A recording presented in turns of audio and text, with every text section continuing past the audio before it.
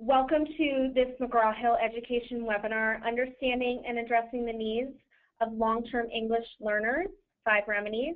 I'm Colleen Schumacher with McGraw-Hill Education, and I will be the webinar moderator for today's session. Before we get started, I just want to go over a few quick housekeeping items. This webinar is being presented in listen-only mode, which means that you will be able to hear the presenter, but we won't be able to hear you. However, that doesn't mean that you cannot participate.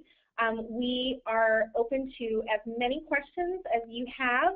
Feel free to type those into the question panel on your toolbar, and we'll stop at the end to give time for Dr. Echevarria to answer those questions. So joining us today is Dr. Jana Echevarria. She is the Professor Emerita at California State University, Long Beach, where she was selected as Outstanding Professor.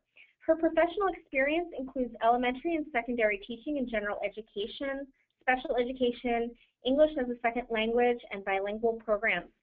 She's lived in New Mexico, Taiwan, Spain, where she's taught and conducted research. Dr. Echevarria's research and publications focus on effective instruction for English learners, including those with learning disabilities. She has presented her research across the U.S. and internationally at Oxford University, Wits University, Harvard University, Southeast Europe University, and the University of Barcelona. She's also the co-developer of the SIOP model, Sheltered Instruction Observation Protocol, which is used widely in all 50 states and numerous countries. So without further ado, I'd like to turn it over to Dr. Echevarria to talk to us about addressing the needs of long-term English learners. Good afternoon, everyone. Thank you so much for joining this webinar. I'm sure that part of the reason there's so much interest in this webinar is because of the topic of long-term English learners. This is a population of students that first we'll talk a little bit about. I'll set the context and then suggest some possible remedies for alleviating the continually growing number of these students in our schools. This slide just shows that English learners are present in classrooms nationwide. There isn't a state that doesn't have English learners. Some have tremendously growing numbers, and it's a new phenomenon for them. Other states, as you can see, the ones with the dark green, are ones that have large numbers of English learners and have had for decades. Sometimes when there are densely populated areas of English learners, it's actually easier for educators to meet their needs because we're so familiar with their educational and academic needs. And sometimes in other areas where English learner populations are newer, teachers haven't necessarily had the preparation. Sometimes that can be more challenging. So there's sort of challenges with either situation, and some of those challenges are what results with having long-term English learners. But just to set the stage, it's important to note that whether you have a handful of English learners in your school or you have half or the majority of your students are English learners,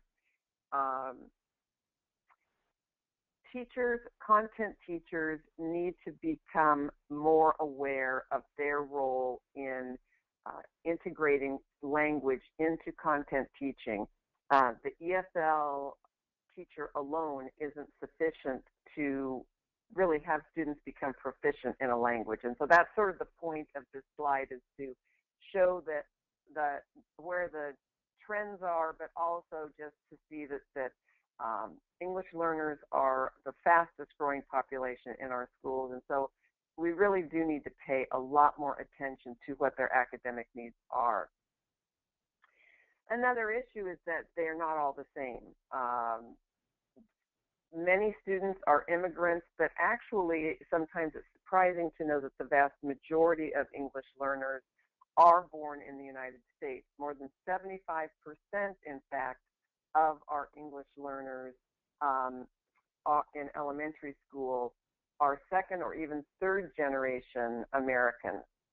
More than 1 in 5 children in the U.S. has at least one immigrant parent. So think about that for a second. More than 1 in 5 kids in the U.S. has at least one immigrant parent. So that has a tremendous impact on some of the assumptions that we make about students and their families and homework and all those issues that go along with it. 95% of children under the age of 6 who live with immigrant families are born in the U.S. So that just speaks to that first sentence about how really these are not, especially particularly young children, are not immigrants. Their parents and sometimes even grandparents were the immigrants. So it's very important for educators to distinguish between students who are first generation, second generation Americans and their immigrant peers, because there are going to be different needs, different academic needs that may require different curricula, different teaching approaches, and so forth. So that brings us to our topic. When you see the variety of types of English learners that we have in our schools, and then we have what we call long-term English learners, and these are students that are growing in numbers nationwide. In every district or every state would report that they're concerned about students that sort of plateau at the intermediate level of proficiency, and then have difficulty kind of getting over the hump to becoming fully proficient and exit from English learner services.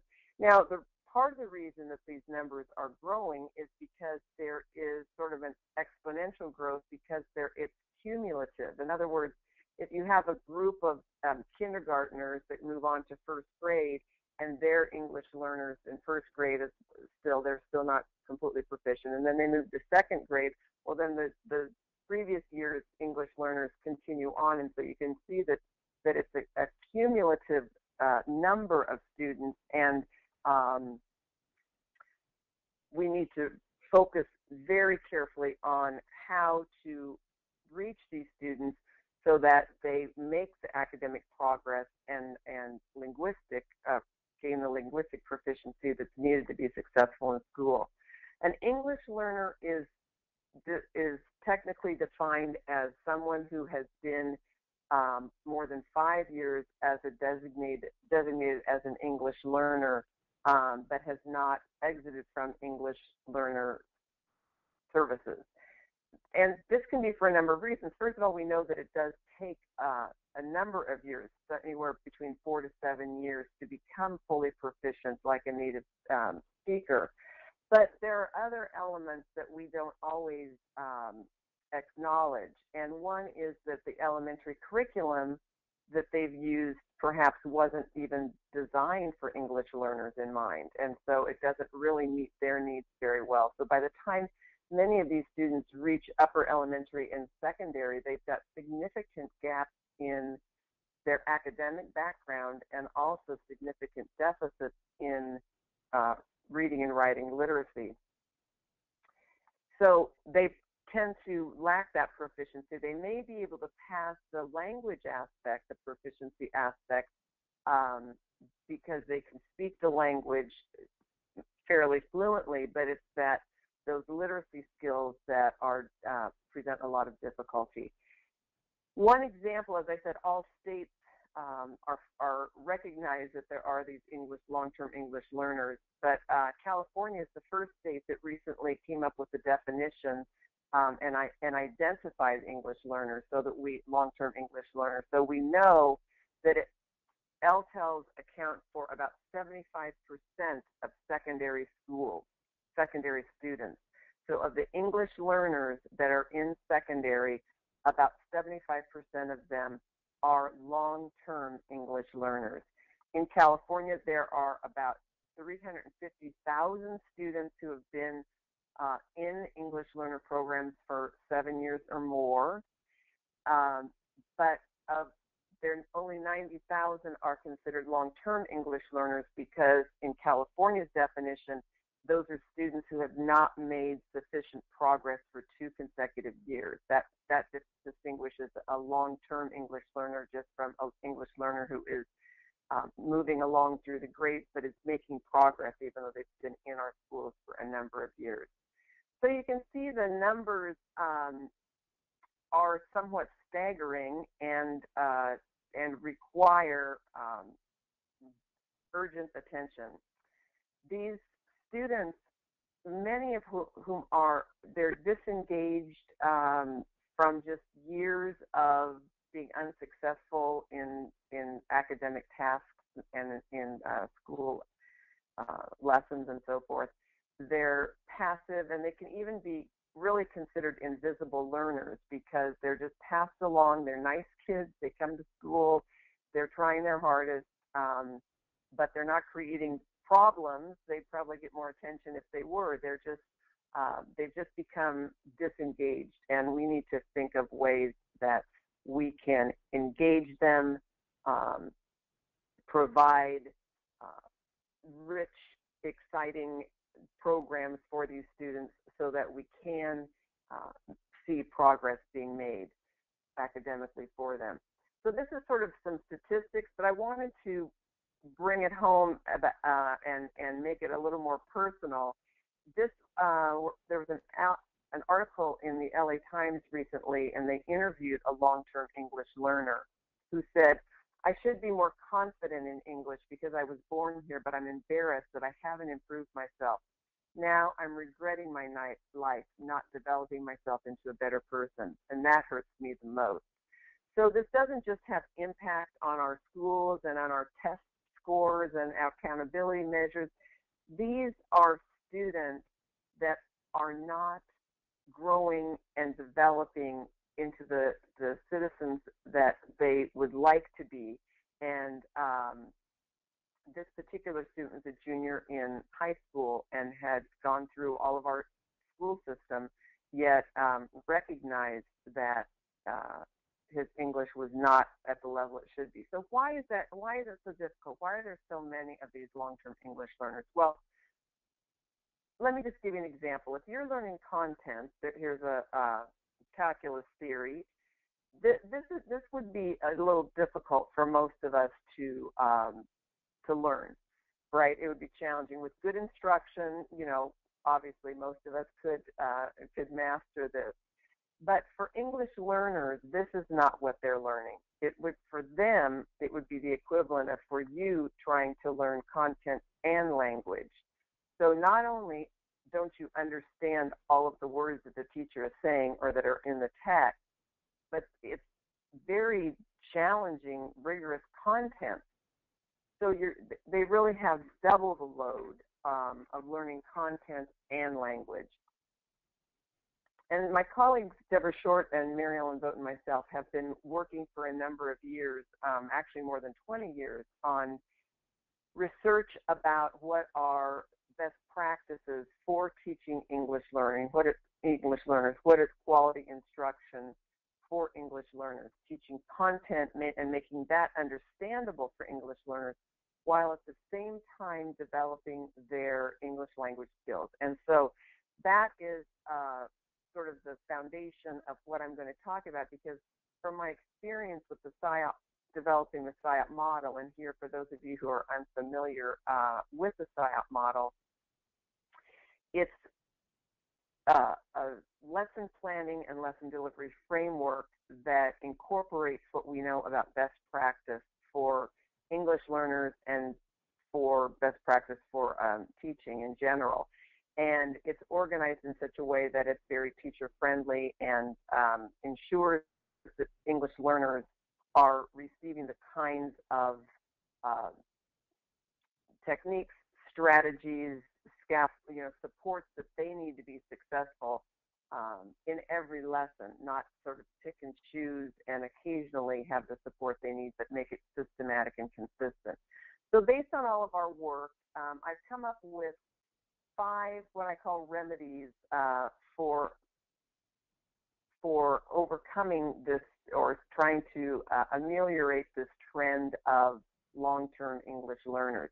Now, of course, there are many varied causes. There are socioeconomic concerns, sociocultural concerns, but in terms of classroom instruction, what I'm suggesting today is that there are 5 ways that we can work to help English learners make good academic progress and meet high academic standards. The first remedy is to focus on incremental daily growth. And by that I mean we need to be intentional, almost have a sense of urgency that in my class today I am going to make sure that my English learners and all students learn. They learn something today. They make growth in their literacy, in their content knowledge or skills. So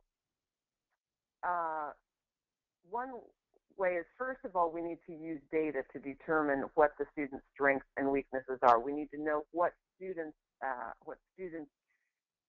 know and build on those strengths, because they have been in school. They have acquired a lot of knowledge and skills, either from their first language or from their years that they've been in American schools. And so we need to capitalize on that, and then know the profile of where their weaknesses are, areas that we need to focus on. And then clearly lay out what you want students to learn, so that it's very clear for students. They know what the expectations are. In our work with the SIOP model, we suggest that there's always a content objective and a language objective that's posted for students to see, so that both the teacher and the students are very clear about the purpose of instruction. And then provide the supports that are needed. So that's all the kinds of scaffolds and supports that English learners need to make that content comprehensible for them. And then through this way of teaching, teachers elicit evidence of the learning. So what is the learning? How am I going to support these students linguistically to make the content comprehensible? What kind of evidence will I have to make sure that they're learning? How do I check for understanding? Is the way I check for understanding effective? Do I know that they are understanding the language and developing their language as well as content? So one way also is to teach students to monitor their own learning through group response and so forth. There's lots of different ways to use gestures that, yes, I get it, no, I don't understand, I get it a little bit, so that you can really focus on where students are in the learning process. And then interpret that. What do I need to reteach something? Change the teaching. Take the evidence, take the data that you've collected on, and it can just be informal, formative assessment. But there needs to be a very concerted effort to focus on the learning and making sure that it happens every day, day in and day out. Okay. We know that success breeds success. Many students, as I said, many long-term English learners are passive. They're disengaged from learning because they haven't experienced a lot of success. You know that for yourself. When you get into a situation where you're not successful, you're not real eager to enter into that situation again. We tend to be reinforced by situations where we're successful at something, then that gives us the persistence to stick with it and to get more and more proficient at whatever it is that we're attempting. And so we need to remember that with students. They need to experience success, and teachers should have the mindset that today in this lesson, my students are going to learn something.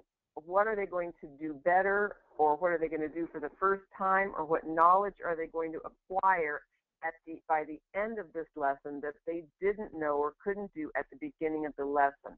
So really be very focused on intentional teaching to produce confident, competent learners. So the second remedy is to consciously advance language proficiency. And of course, teachers are trying to advance students' language proficiency. I'm not insinuating that they're not, but that's why I use the word consciously advance language proficiency. We shouldn't be happy with just some growth. We want to really push students to become fluent English proficient students and proficient in literacy as well. So why focus on academic language? Well, one reason that we want to advance their academic language proficiency is because it's really the foundation for school success. Academic language and literacy are the foundations for school success. It helps access age-appropriate knowledge. To have that proficiency is really a prerequisite for accessing knowledge and content, and for understanding the content standards that we're expecting students to achieve. So English learners must learn those academic language and literacy skills to really be able to access the core content that they're responsible for and that educators are responsible for teaching. So we suggest with language objectives that they have many benefits for both students and for teachers. One is it helps teachers to look at language critically. So teachers need to think about what language is required for students to be successful in this lesson, and then what language skills will I teach or have students practice during that lesson. So of course we have the content objective, which is what is going to be taught, what according to the standards, what is the content. But the language objectives really help teachers focus in on what students are going to need to be successful in that lesson. Now, we tend to think about language objectives often as vocabulary, but Deborah Short developed this little graphic that really illustrates how complex the elements of academic language and literacy are. So in writing language objectives, teachers might consider other things like having oral language practice, which we know is important, and how about developing some listening skills, having an objective that actually taps into students' native language, the use of cognates or some other way that we can transfer that native language skills into English. So this gives an idea of the many varied ways that language objectives can be designed.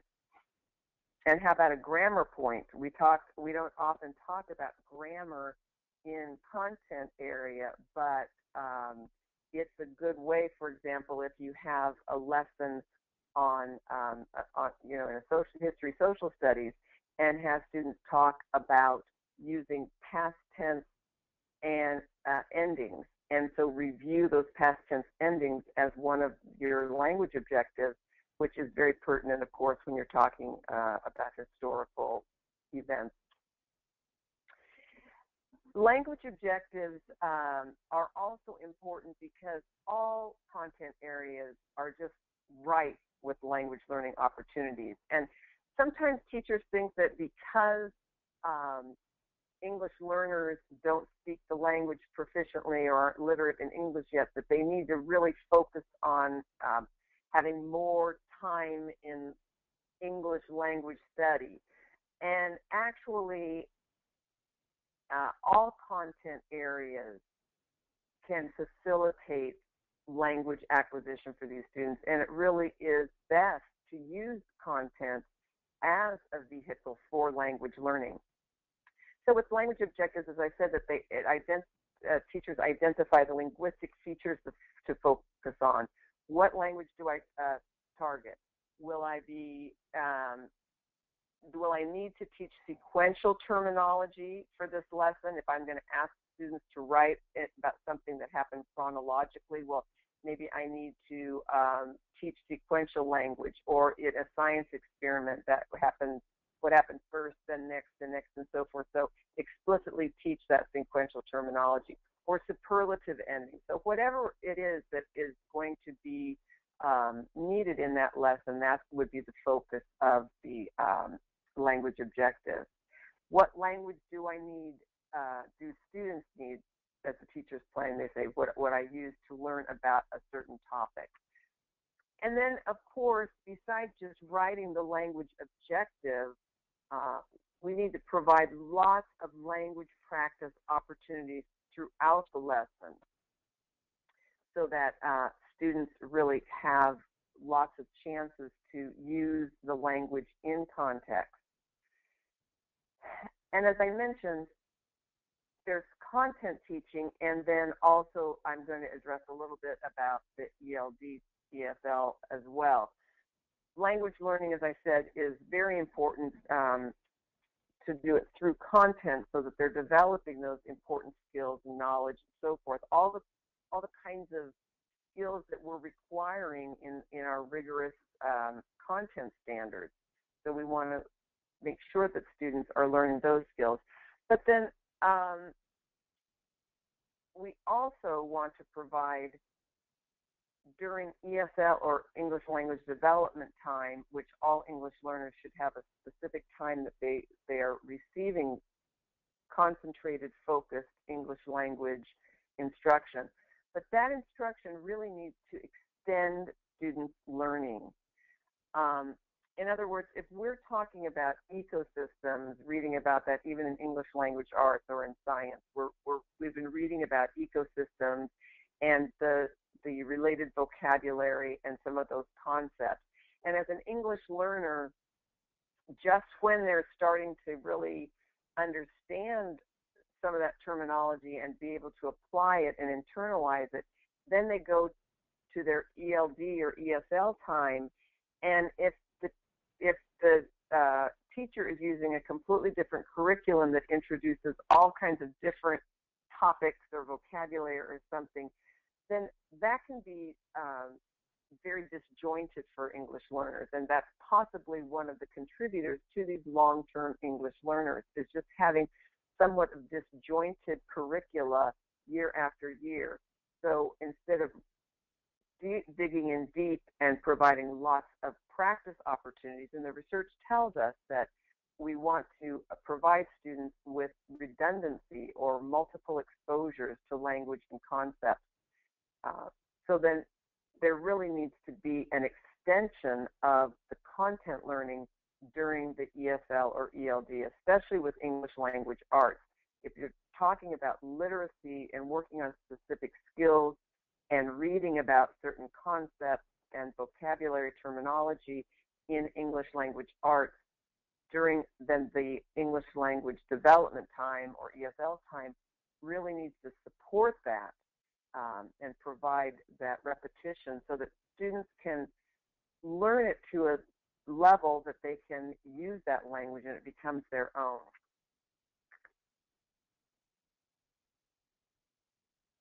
So one of the other areas that I wanted to just mention is this idea that we let students go year after year making the same kinds of grammatical errors or certain patterns that exist, and we just assume that students are going to get it the next year. And in some really effective classrooms that I've observed is where teachers look for those patterns. Let's just say students aren't using past tense verb forms correctly. And the teacher then does a mini lesson on specific verb forms and explicitly teaches students that this is in standard English, this is the correct verb form and the one that we use in academic writing and that you'll see in academic reading and so forth. And so there needs to be that focused time where students are learning how to master correct usage of English. And so as an example, I just wanted to say one of my pet peeves that I'm tempted to correct people when I hear them say it, but how many of you hear the term no problemo. No problemo, I'll do it. Well, the problem with that, no pun intended, is that in Spanish, nouns are feminine or masculine. So it's la casa or el perro. So you either have the feminine or the masculine.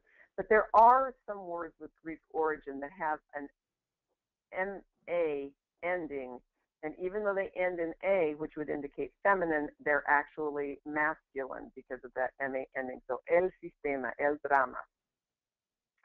So the reality is, for problema would it be el or la? Well, in this case, it would be el problema.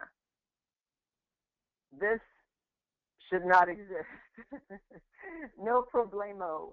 There is not a word in Spanish. And so that's just kind of a funny example of how common usage just starts being perpetuated, and if it's not corrected, then it will just continue on. And that's what happens in our schools, is that our English learners may learn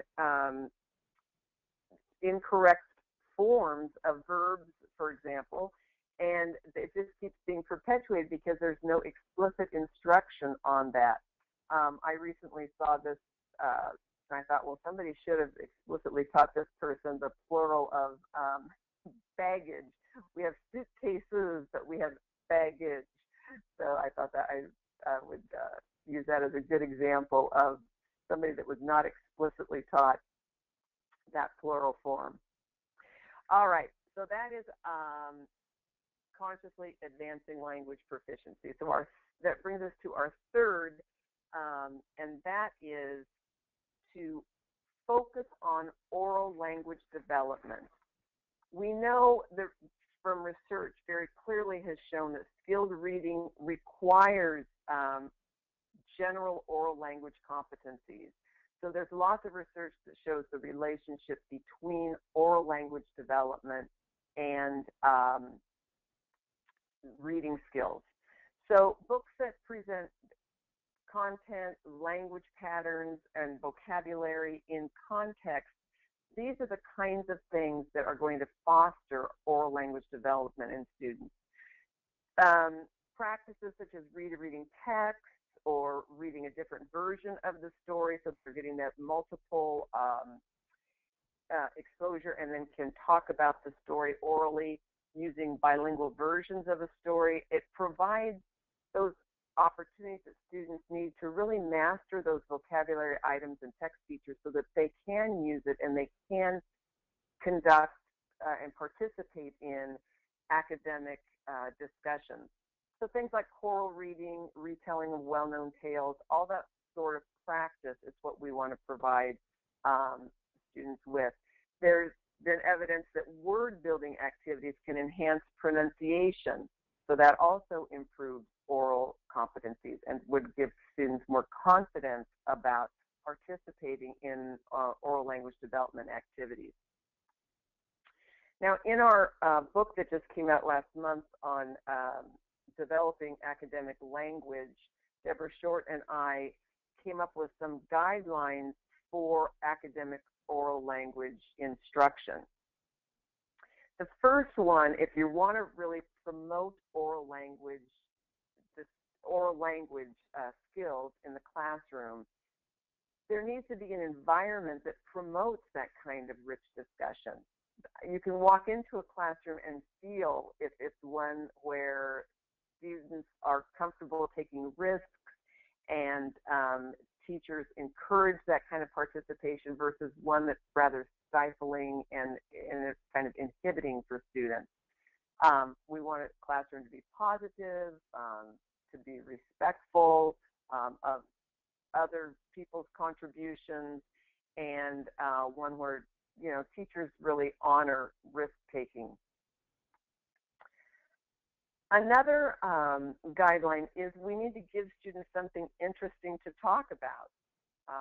This comes in with your lesson planning. Think through what kinds of topics you're going to offer to students to talk about so that they're motivated to talk about something because it's interesting to them or it's pertinent to the content material, but it's the questioning or the way that you pose the topic or discussion to students is something that's going to tap into their interests and make it relevant for them. Another one is to teach active listening. We expect students to be good listeners. I mean, it's something that we want, but we don't necessarily teach active listening. So there's lots of different ways. Provide students guided notes. You do sort of like a closed listening activity. So there's just myriad ways to teach active listening, but it's something that needs to be explicitly done because it's difficult to have any kind of an oral discussion if students don't know how to be good active listeners. And then we want a scaffold structure so students can express their ideas. Many English learners have difficulty formulating complete sentences. I often say when you really examine the language in a classroom, students only use single word answers or phrases most of the time. And if you followed, and some researchers have actually conducted this kind of research, you follow particular students, and over the course of a week, they really only generate 1 or 2 complete sentences in a week, which seems impossible, but I would challenge you to conduct a little experiment in your classroom and think about 2 or 3 students and watch how you question students, what kinds of opportunities they have to express themselves. So because of the lack of practice, many of our students, English speakers and English learners alike, are not good at expressing themselves clearly and precisely. And so we want to provide language frames and other sorts of scaffolds that are going to help students to be able to express themselves well. And then once they practice that, then those forms are internalized, and so then they become their own, and they can use them over time without having to have the language frame. Another guideline is to demonstrate language models. So that's the teacher demonstrating through teacher think alouds, but remember these are English learners. So as we go through our think aloud, make sure that you're using gestures and pointing at illustrations or visuals or something as you're thinking something aloud so that it does become a good language model for them. If they don't understand what you're saying, then a think aloud is less effective, right? You could have audio tape recordings of peers who give a good explanation of a task or activity. Just having the teacher watch his or her own speaking articulation, because in some classrooms, teachers have so much going on, sometimes their own language isn't always as precise as it might be to provide a good language model for students. And then we also want to provide lots of language practice. And this is, not as easy as it seems, because language practice naturally requires pairs or small groups, and that requires good classroom management. But in order to have really effective groups, then we'll talk about in just a second ways that you can structure groups so that they do have practice opportunities. But this again comes during the lesson planning phase, because if it's not part of the planning, then it most likely is not going to happen. And the final point is just to talk less, and that's real challenging for teachers, because we do like to talk, and we are trying to teach and help students, but we need to be more facilitators during certain times of the day to let students practice all of these academic conversations and have discussions that are going to enhance understanding of the content. Which brings me to the fourth remedy, and that is we need to plan for collaborative discussions. I say down here, it's not going to happen on the fly while teaching. Collaborative discussion, and we talk about a collaborative discussion, we're not talking about techniques such as think, pair, share, turn and talk. All of these kinds of techniques are extremely valuable in the classroom. So I'm not saying that they are unimportant. They definitely have their role, but they are only one part of providing language practice. What we're looking for here in this collaborative conversation is to really deepen students' language experiences.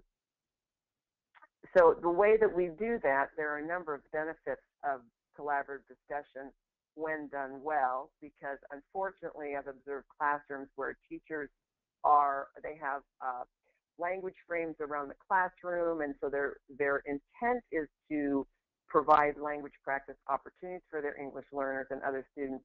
They have students sitting in groups of 4 or 5, but there's just not much going on. Some students are off task, some don't have the materials in front of them. You know, it needs to be done well when we put students together for collaborative discussion. And there are many benefits. One is there's just a lot more exposure to language, which is going to facilitate learning. And I have from our book, that's just one of the figures here that shows some of the language functions that can be practiced. Another way students benefit is that our English learners benefit is that they learn from students with more advanced English proficiency. And I've observed classrooms where this works beautifully because all students are participating, English learners as well, but there are aspects of the discussion where the more proficient speakers may be leading the discussion or doing some of the questioning, and then the English learners contribute as well. But they're seeing those language models and they are learning that more advanced language, which sometimes, of course, is more impressive to a peer than maybe when the way that the teacher talks. They're not paying as close of attention as when one of their peers is talking. And then the discussions just provide much more language time. It gives the students an opportunity to talk about and reinforce some of the skills and the content material, the concepts that were covered.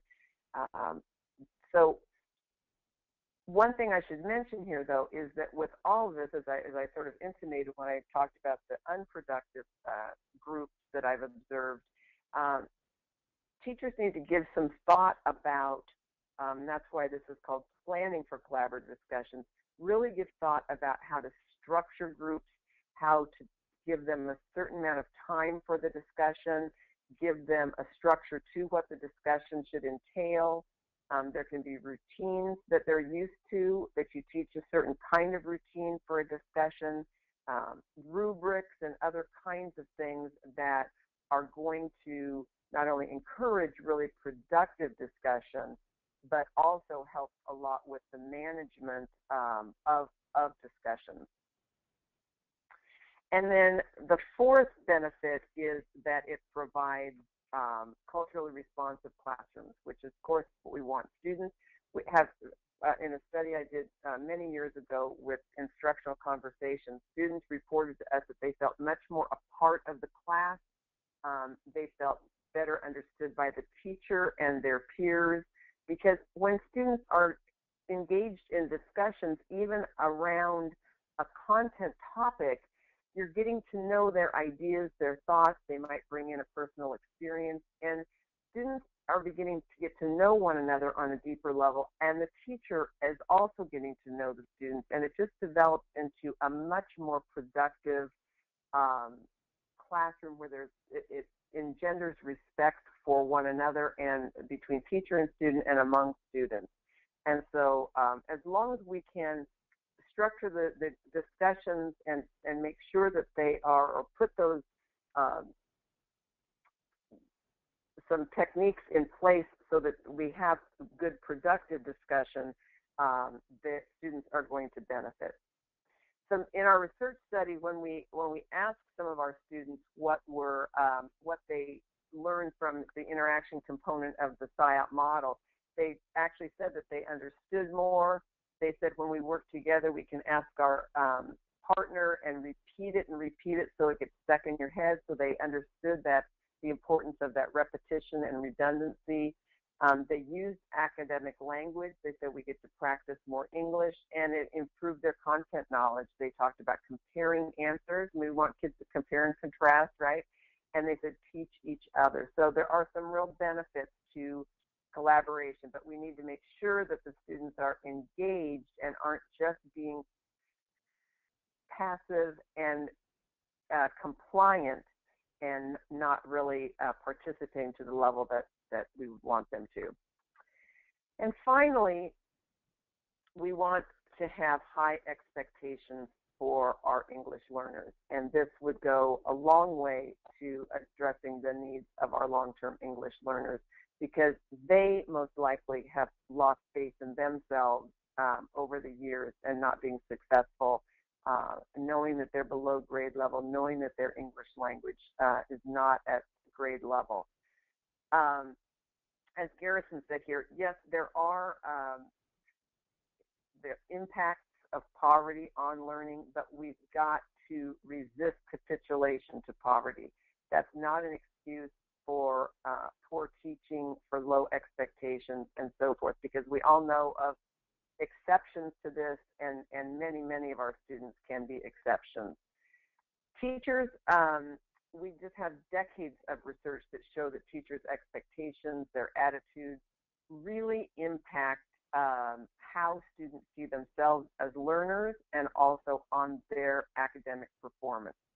So it's not just something nice to think about. There is research that shows that when teachers have low expectations, it has an impact on academic performance. When teachers have high expectations, that students perform better.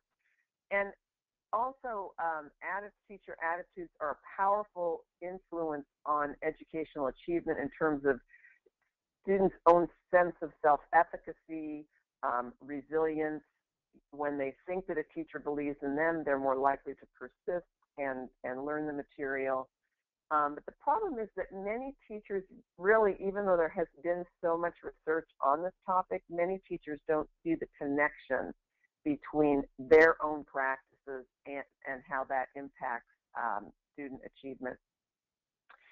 And language, the language that teachers use really shapes students' identity as learners. We tend to have a deficit view of English learners.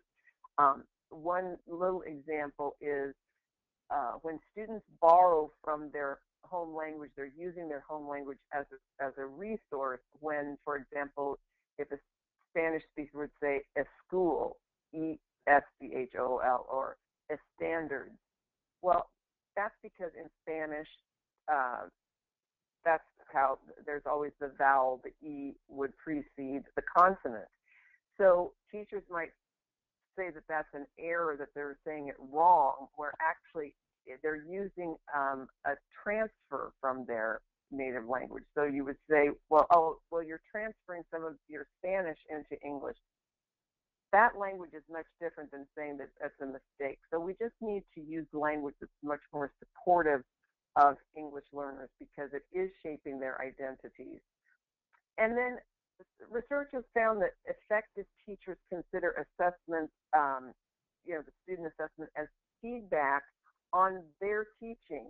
And that kind of goes back to number one, which is incremental change every day. You need to focus on making that daily progress. And so when we assess student performance, either formatively or summatively, when those assessment results come, we take that as feedback to ourselves and how can we change our teaching, not look at it as something that the student is or is not doing. So it's very important to think about some of these aspects of expectations and the impact that they have on students. I like this quote because it kind of says it all. Having an above average teacher for 5 years running can completely close the average gap between low income students and others. So we're talking about an above average teacher, someone who is really putting into practice a lot of the things that we know from research work with English learners, but it's a matter of doing it consistently and systematically, day in and day out.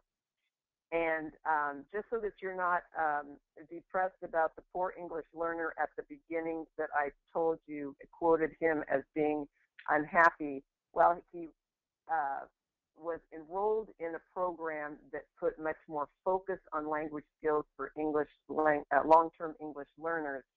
And I'll close with this quote.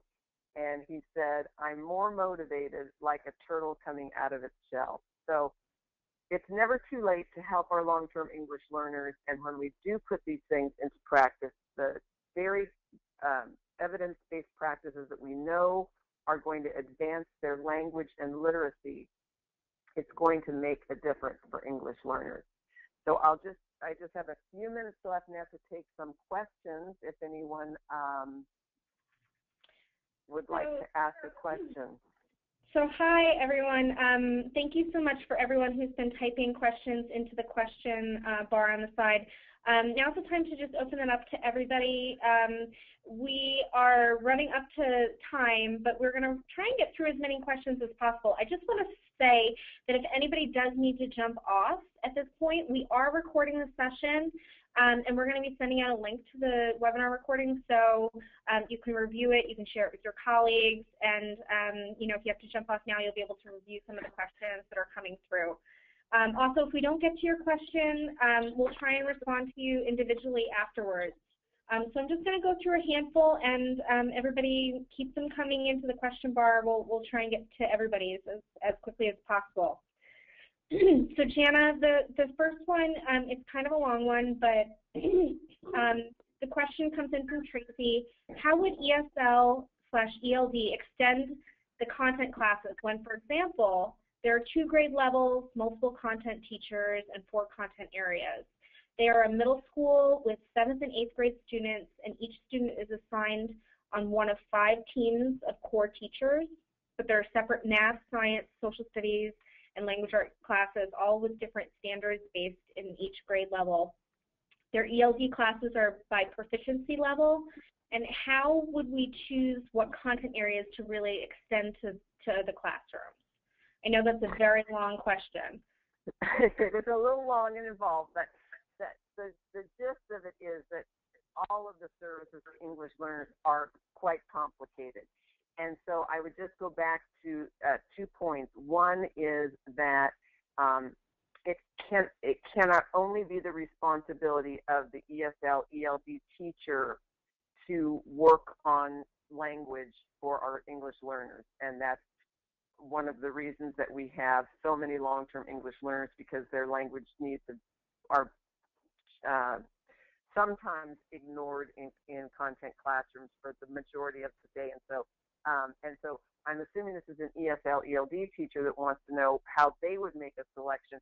And that is a much more challenging situation, but I would say it should maybe be thematic, try to think about language that cuts across some of the terminology that we have.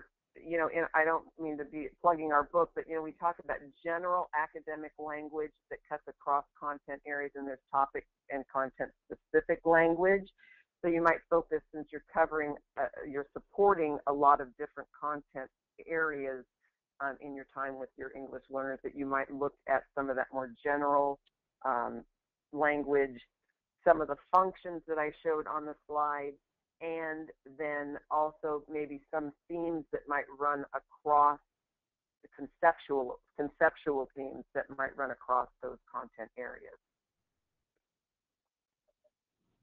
Great. Okay, so another one that came in is, many of our LTELs are dual identified as ESL and those with special needs. Many of them are equally fluent in their home language and English, but are unable to pass portions of the language test. Are there any tips that you can provide, or any comments around on how to reach those students? Yes. Um,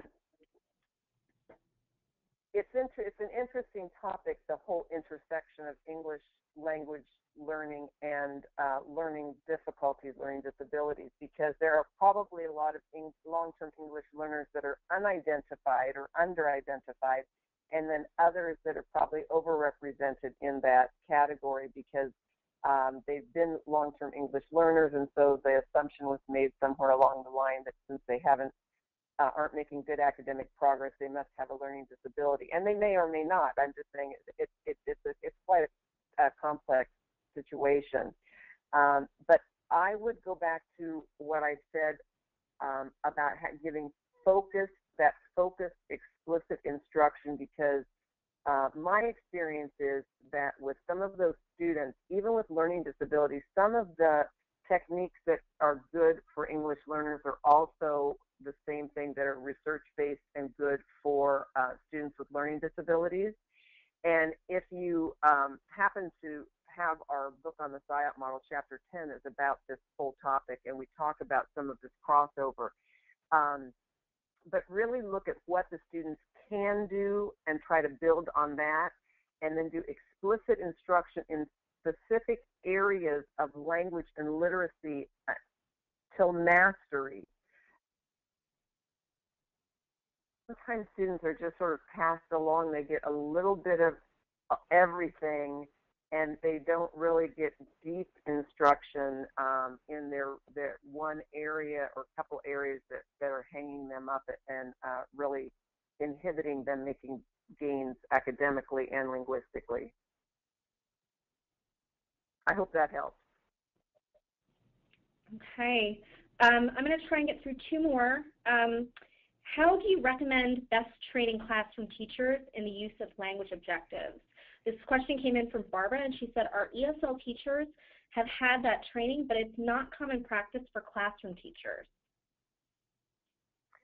Well, that is really a leadership issue, because the administration needs to recognize that their students, who of course they're accountable for, morally as well as on standardized tests, that all of their students really need to be advancing in their language. And so the administration needs to recognize that students aren't going to make much progress if they only get focused on language for 30 minutes, 45 an hour a day. It needs to happen all day in all content areas, and it really is a matter of professional development. Period. I can't say any more. I mean, it's just teachers need to receive professional development so that they understand the importance of language in content areas, and that all of their students will benefit, because there are many, many English-speaking students that do not have this academic language as part of their speaking repertoire either. And so the language objectives really do benefit all students, and we actually have had some research studies that have shown that to be true. Okay, one more. My school is shifting its intervention focus on the kindergarten and first grade levels. Intuitively, that seems like it would be good for our ELs, and hopefully will reduce LTELs, but what is your take on that? Well, first we've got to keep in mind that language development is a process and takes time. For any of you listening that speak more than one language or have tried to learn another language, it doesn't happen in a year or two. So we need to be patient and just understand the cognitive development of what happens when you're learning a language. I think that it is wise because to work with your K1 to ensure that there is high quality instruction for those students, which means lots of interaction, lots of talking with hands-on projects, and it does not mean sitting with paper and pencil in K. you can certainly meet the Common Core state standards or other rigorous state standards without expecting little kids to be sitting in their seat quietly working. But that is going to be a smart way to go in terms of really focusing on young learners and getting them off to a good start. But there is second grade and third grade and fourth grade where they're still in huge growth modes. As an English learner, linguistically, there's so much more terminology and language that they need to learn. When they say that young learners have the advantage learning English, it's because it's really simple language of, a 5, 6, 7-year-old child. Their vocabulary is relatively unsophisticated. And so it looks like they've learned English really well. But we need to be careful because as we move up the grades, not only does the content become more rigorous, but the language becomes much more complex. So a kindergartner, first grader who may have, quote unquote, learned English well may still struggle academically in third and fourth grade if we don't really pay attention to those literacy needs of the students and more academic language needs that those students are going to have as they move up the grades. Okay, so Janet, last question, and again, to all who ask questions, we will follow up with you afterwards individually just to give you some answers. And I apologize for not having enough time, but there's so many great questions that have come in from our listeners. So the last one is, when you have a push-in program, how are you able to successfully reach the English learners to give them focused, explicit instruction? Well,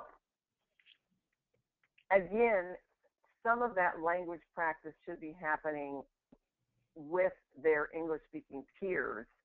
And then as you push in, I guess I'm not really clear on the question, because I would suggest that as the students are working on, that the English learners participate in the same content as the other students, but as the specialist has pushed in, they can work with them and just focus on specific aspects of the language that the student needs and really provide that kind of one-on-one or one-on-four support that they would need to complete the assignment. Okay, great. So again, everybody, thank you so much. And to all who stayed on the call to listen to the questions, we appreciate you spending an extra 10 minutes with us today. I wanted to thank Dr. Echevarria for her time and expertise. I hope you all got some great information out of the webinar. And also, just a reminder, we are going to be sending a follow-up email that will include a link to the recording of today's session. So feel free to listen to it again, send it to your colleagues, and we'll follow up with anybody who had questions at the end that we weren't able to address on the call.